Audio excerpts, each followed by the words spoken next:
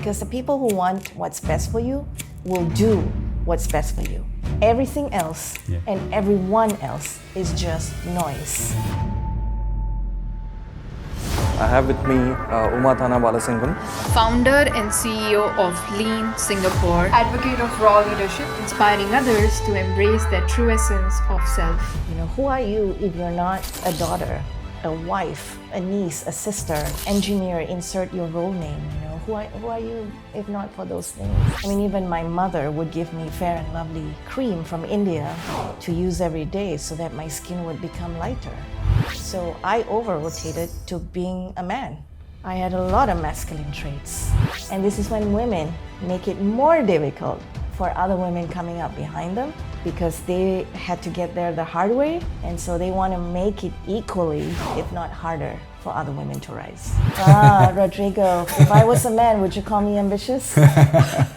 But I want to say that every day I am not confident about something. Yeah. And one of the best tools that I use. What do we need to know from your childhood that helps us understand the person who is in front of us? Yes. One is that, you know, my mom lost a boy at 6 months, a girl at birth, adopted my sister who is differently abled, and then had me. So I think a first big theme for me is being a survivor. I was the child that survived, and for a big part of my childhood, I needed to prove, or I felt I needed to prove why I existed, you know, and I think that is a big part of what formed my perfectionist tendencies, which I took long into a big part of my life. I'm still working on it. I would say the second thing is, I think for a big part of my childhood, this is something I learned going to therapy, is that I was actually the parent. You know, like between the parent and the parent is always transferring energy to the child, but for me, it was the other way around.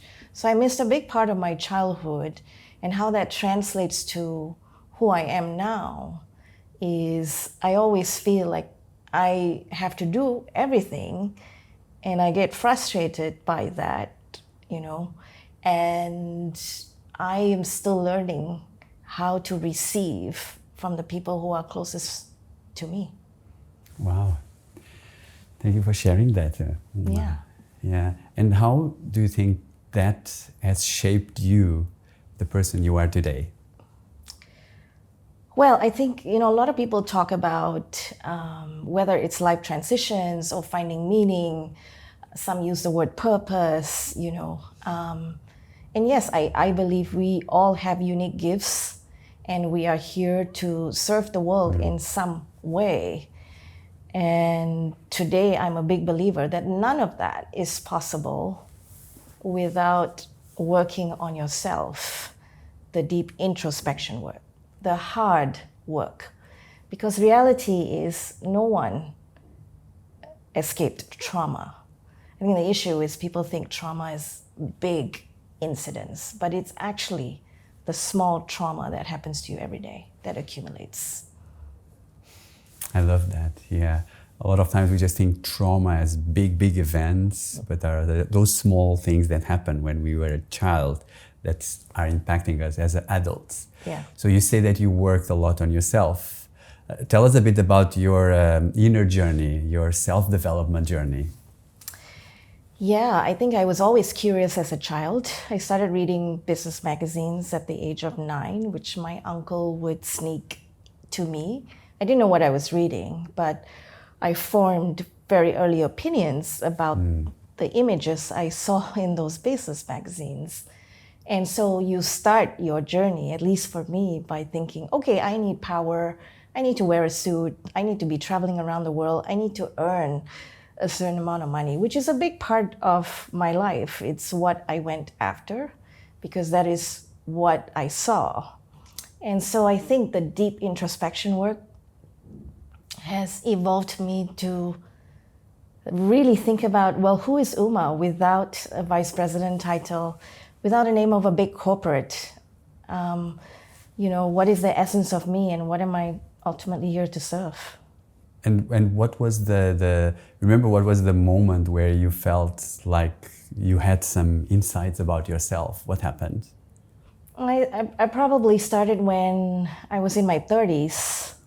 I only wore pants, Rodrigo, for the first 10 years of my career because I didn't know what to wear, right?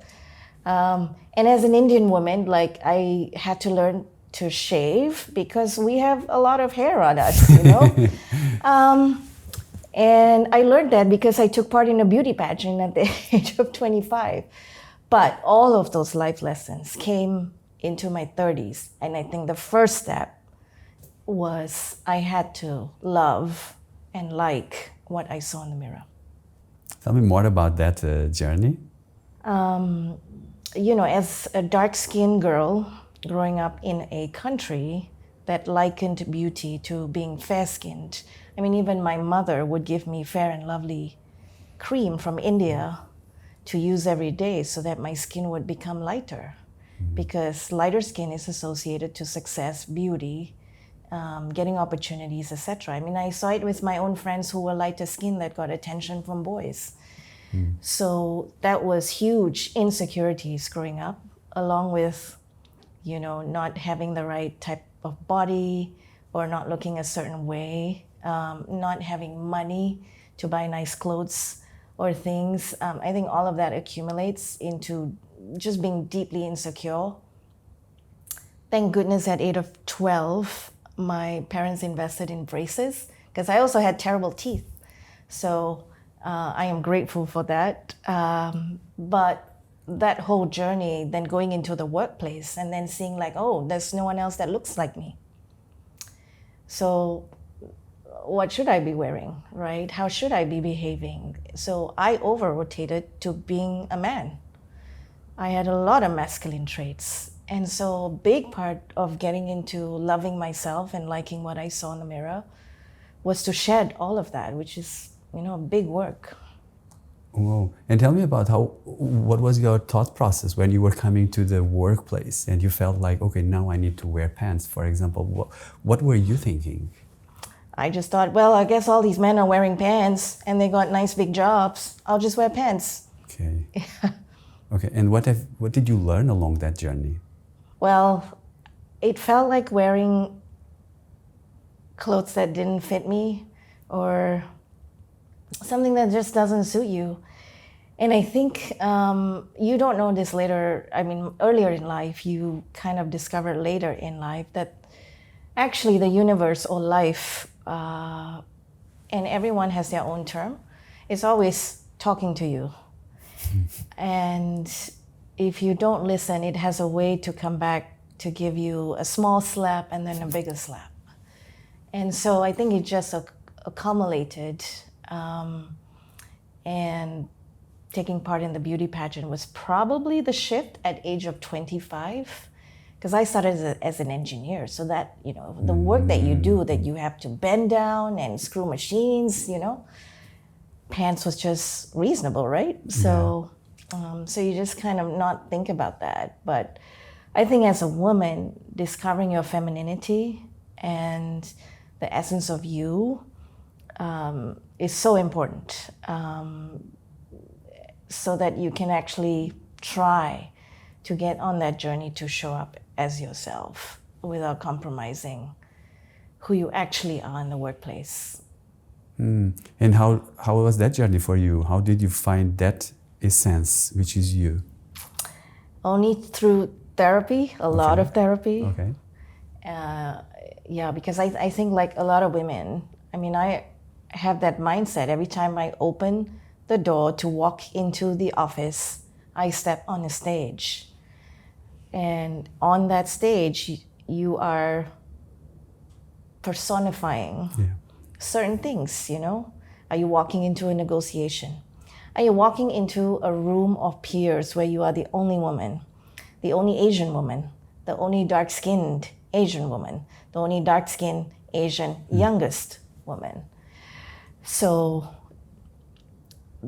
you fake it till you make it.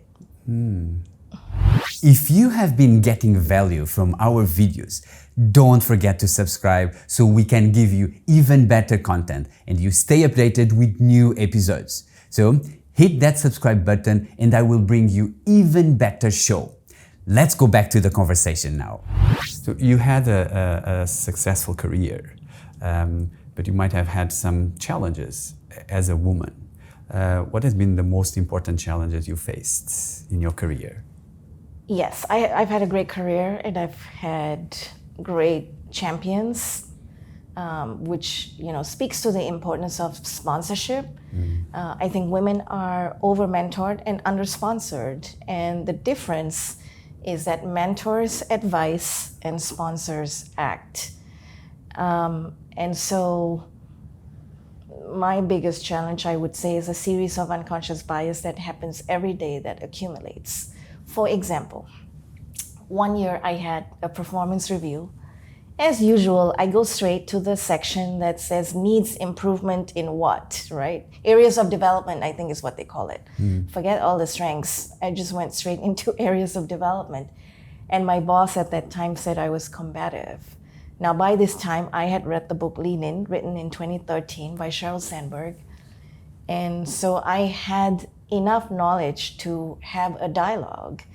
And so I asked him, tell me more, so that it gave him a chance to explain. And two, I did a flip and asked him, hey, I wonder if Michael on the team, had he done the same thing, would you have called him combative? What did he say? Yeah, to his credit, he thought about it and acknowledged it's probably a no. So you mentioned about biases. What are some of the biases that you encounter towards women at the workplace? Okay, so first I think it's important to just anchor on the word bias because it's got this negative connotation to it. And unconscious bias simply means it's an error in decision making. Yeah. It's important to recognize that we all have unconscious bias. It's not something you can cure because it's unconscious. So it's really a matter of being aware of it. I have unconscious bias, right? In my Grab ride here, had it been a woman, because my mom was such a terrible driver, I'd be judging that Grab driver all the way. I'd be waiting for her to make that first mistake. Oh, you stopped too soon. You could have gone past that traffic light, whatever that is. And then it would prove the bias that I have. It's a confirmation bias, right?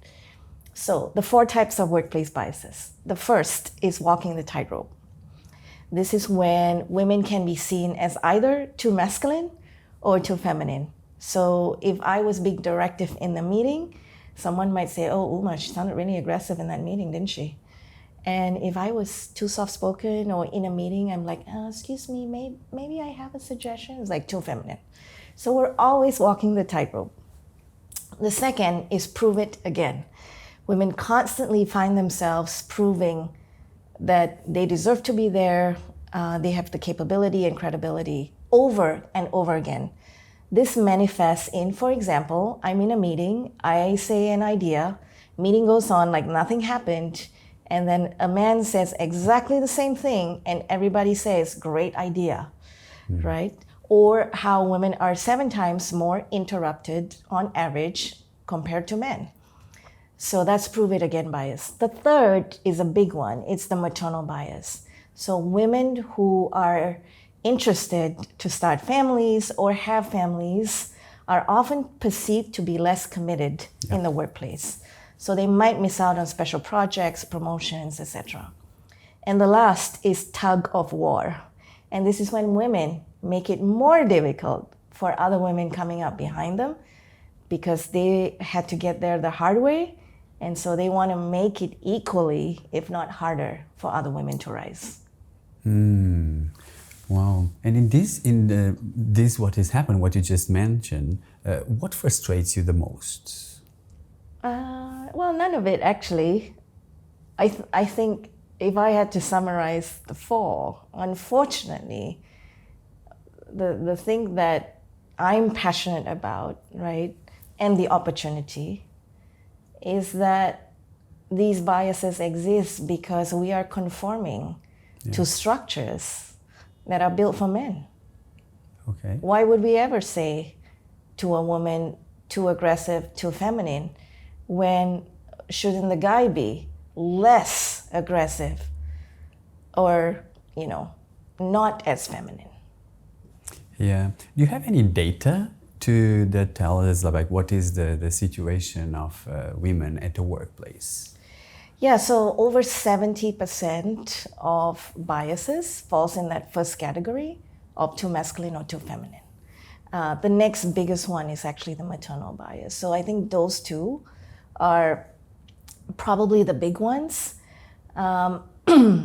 I try and avoid data because for every data point, there's a counter data point. True. So True. I try and focus on solutions, which is why I built Lean in Singapore 8 years ago. In any of these situations, we can do something about it. And that's the power of a community coming together, and we give them the tools.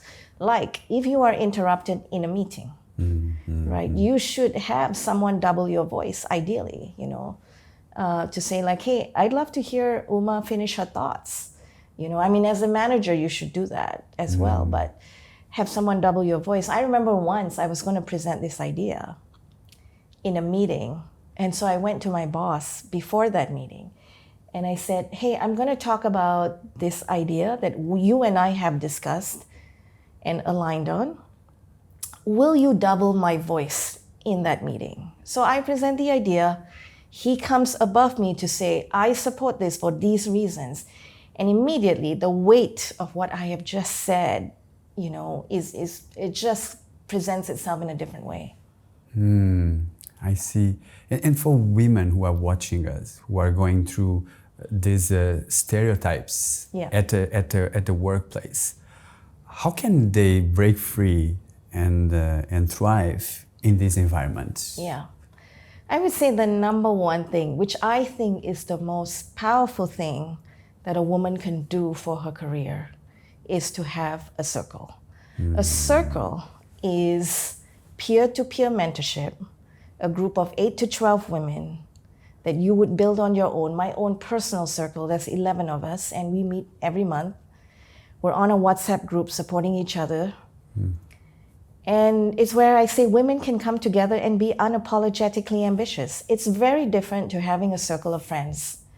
For example, had I not been successful to get that VP job in VMware, and I told my closest friends who are not my circle, they would have said, oh, Uma, it's not you, because you're perfect.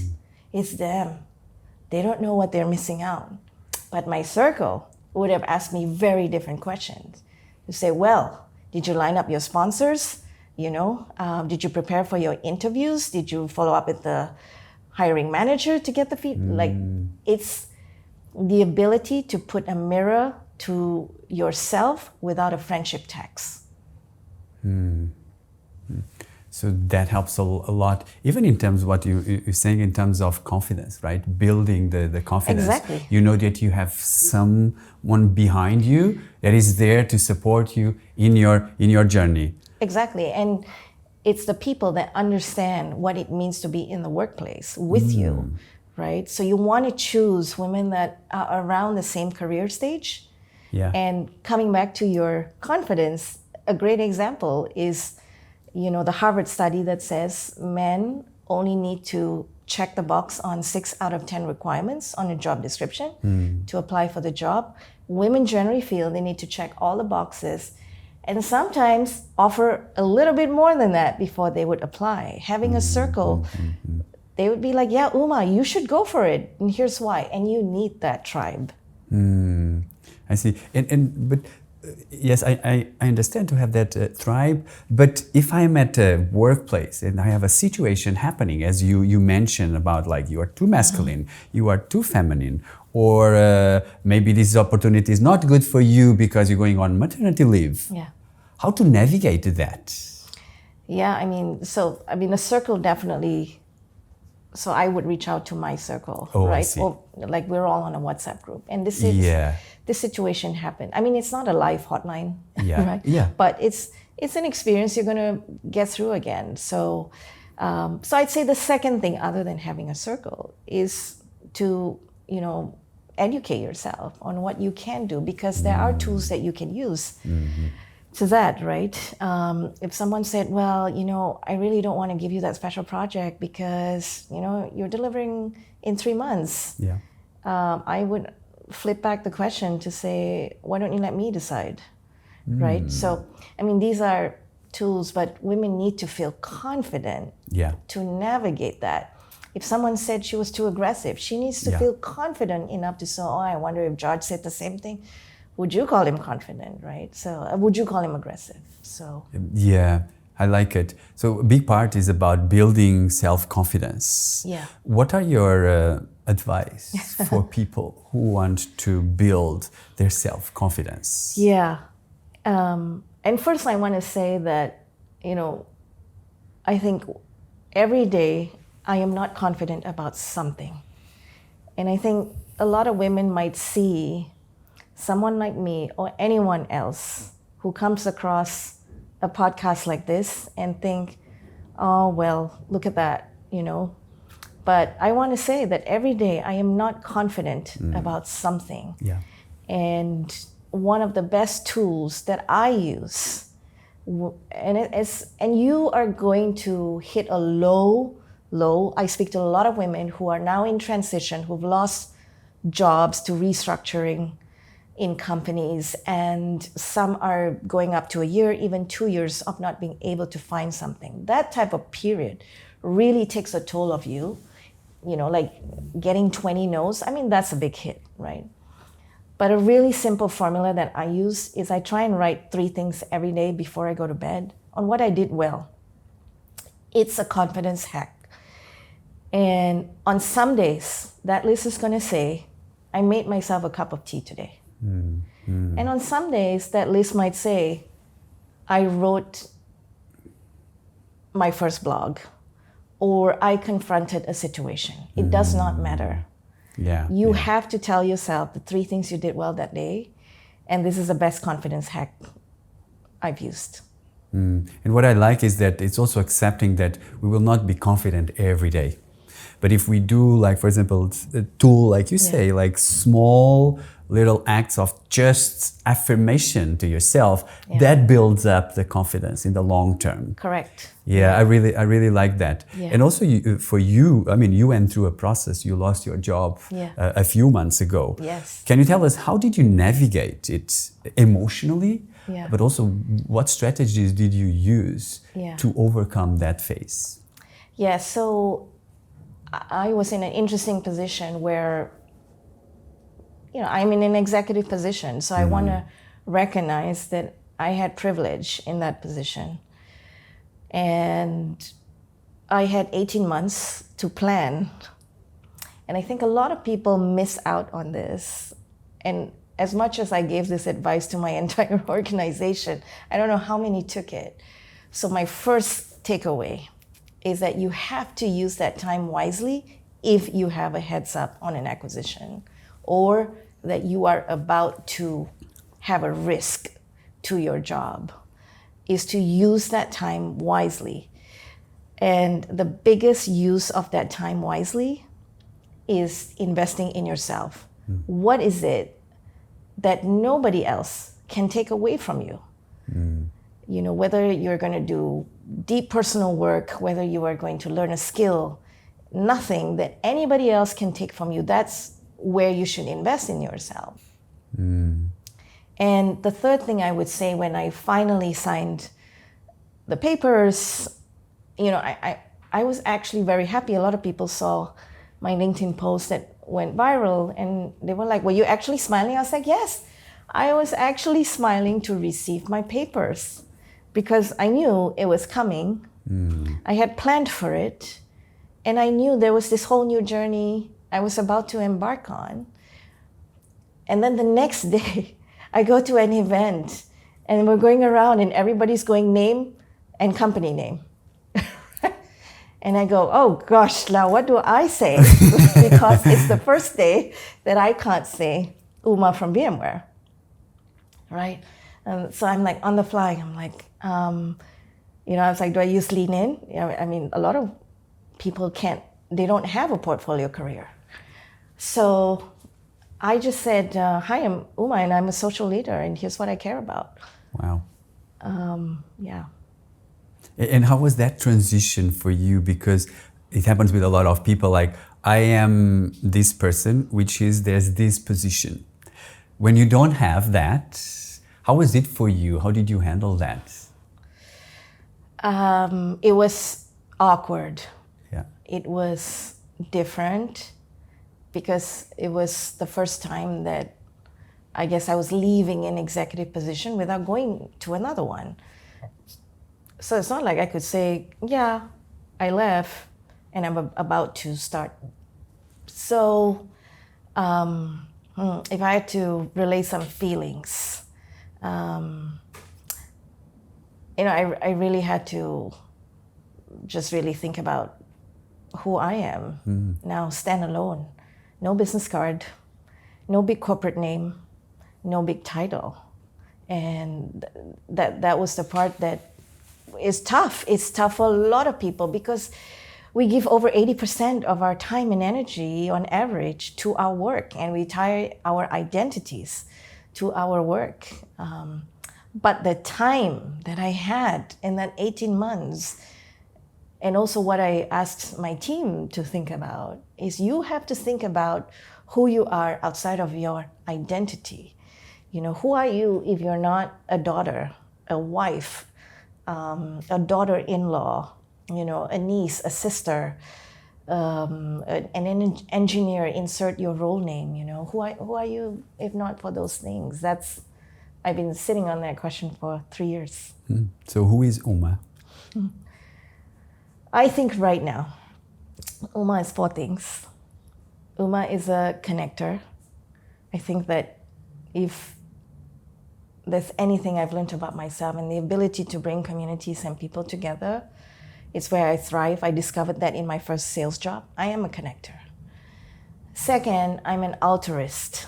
I care about social impact. It is so deep in me, and it's a voice I have ignored for years, which is what I'm choosing to listen to in the last 8 years.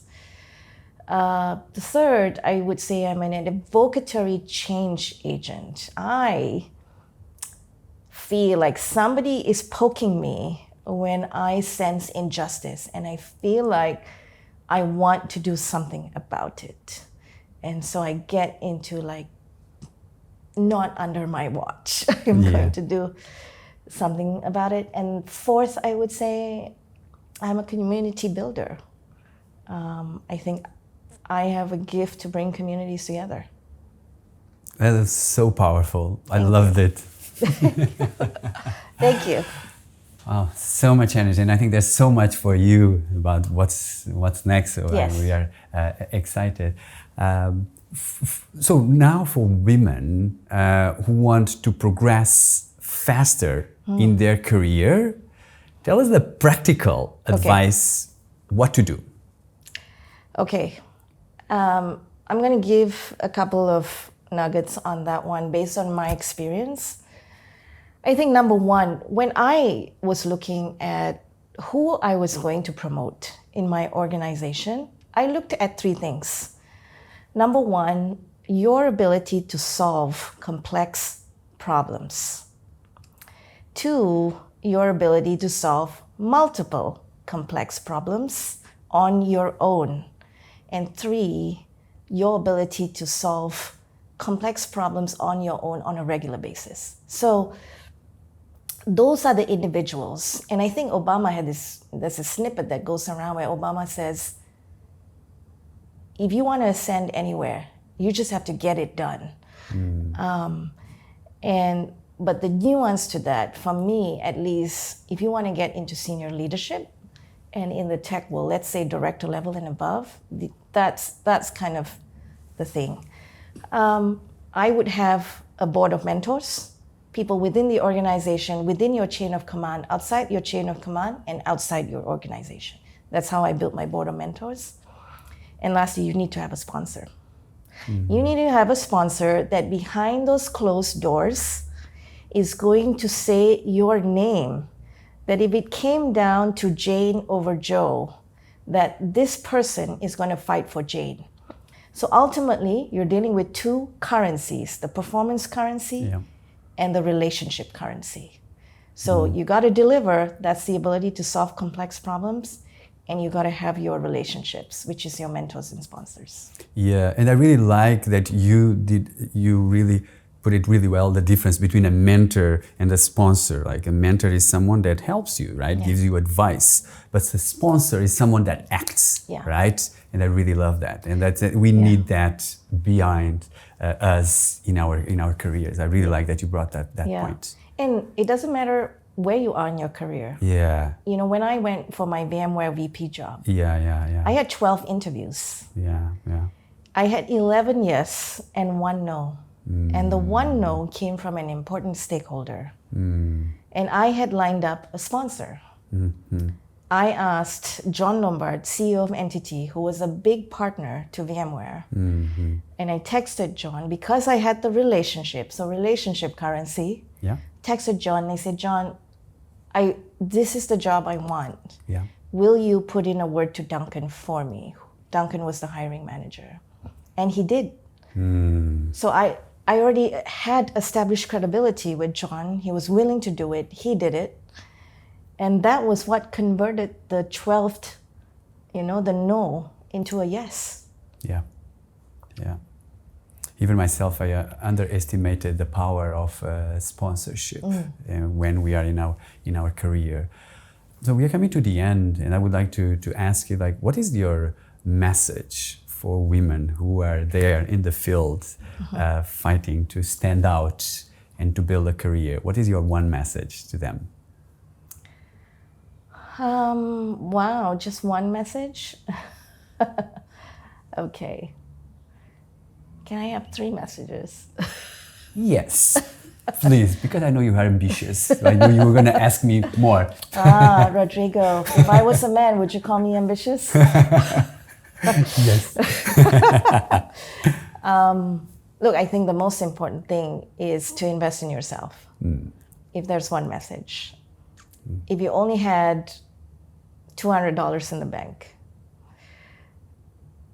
I would take someone influential out to lunch, split the bill. The learning you're going to get from this person is going to be priceless. And invest in a course, in a skill, something no one else can take away from you that is just yours. So that would be my one message, to invest in yourself. And the other second, the other 2? The other 2 I would say is, who are the people around you? Is so important. I think there's some saying out there about you are the sum of the 5 closest people around you. I mean, it is absolutely true. Your board, who is on your board? And by the way, for the women out there, please make sure there is a finance person who sits on your board, because we need to get comfortable with money too. But your tribe, the people you trust, the people that behind your back are going to whisper your name in the best light, because the people who want what's best for you will do what's best for you. Everything else and everyone else is just noise. So I think your inner circle, your tribe, is so important. And I speak to a lot of women. I give 15 minutes for free, and I've spoken to about 50 now in the last 2 months. And a lot of people, especially women, struggle with, what are my gifts? Who am I? That identity. Being able to figure that out. And then how do you express that externally to the world that they understand? I only recently came up with, I am the architect of raw leadership. So it's taken me so long just to come up with that. I always knew vulnerability was my superpower. It takes time, and you have to put in the time. So the deep introspection work, invest in yourself, and then try and get help on how do you project that externally, because people talk about personal brand, but how do you show the essence of you externally that the world understands this is who you are and what you stand for, regardless of titles, companies, whatever. Yeah, I really love it. And you mentioned about raw leadership. Yes. So can you tell us like what it is Yeah. and how can we use it? Yeah. I mean, to succeed at the workplace? Yeah. So this is part of my story and journey in first loving what I saw in the mirror, and then being braver and having more courage every day to start showing up more of myself and less of being on the stage. And what I discovered is that vulnerability, when applied right, can lead directly to personal and professional success. That when you are able to show up and tell your story without the comfort of a PowerPoint or tons of data, etc., you are memorable, because you become interesting, and people gravitate towards that. And in a world today where everyone is grappling with wanting to have meaning in their work, I think it's really difficult as leaders or just anyone. And by the way, I think leaders are not about people who have titles or have how many reports, corner office, money in the bank account. None of those things matters, because you're a leader if people want to follow you. Yeah. And if you want people to follow you, the emotional bridge is to expose the essence of you. And I think that starts with vulnerability. And so that is the concept of raw leadership. It's about being real. It's about being active, anchored. It's about being wise and worthy, and also being in wonder, Sure, I might be the first and the only, but I'm going to wander in this space that I've been given and use it to benefit others coming up behind me. Yeah, I think we all have a responsibility to send the elevator down to others so that they can rise faster. Well, what a way to end our conversation. Thank you. I really enjoyed our conversation. I mean, thank you for your vulnerability, openness during this conversation. And I think, good luck for you in your next phase of your life. But I'm pretty sure with your energy and your ambition and your willing to help others, I'm sure you're going to create a lot of impact. Thank you. Thank you.